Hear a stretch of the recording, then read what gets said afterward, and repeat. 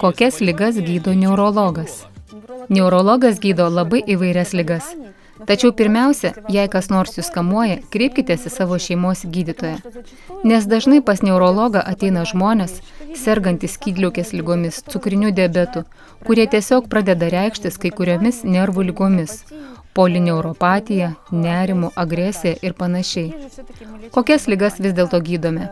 Tai įvairūs galvos skausmai, pavyzdžiui, migrena, tai gali būti galvos svaigimas, kaklinės, juosmeninės ar krūtininės stuburo dalies osteochondrozė, tai įvairios išelgijos, radikulopatijos, tai Parkinsono liga, Alzheimerio liga, tai įvairios demencijos, pavyzdžiui, kraujagyslinė demencija, tai yra atminties sutrikimai, tai gali būti bet kokios galvos smegenų kraujagyslių ligos, būtent lėtinis smegenų kraujotakos nepakankamumas, kitaip vadinamas discirkuliacinė encefalopatija.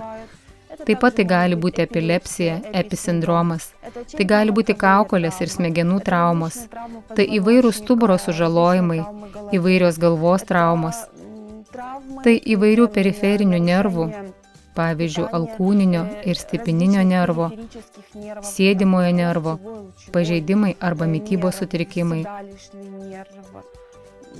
Dar daug įvairių genetiškai nulemtų ligų, tačiau su jomis užsiima konkretūs specialistai konkrečiai ligai.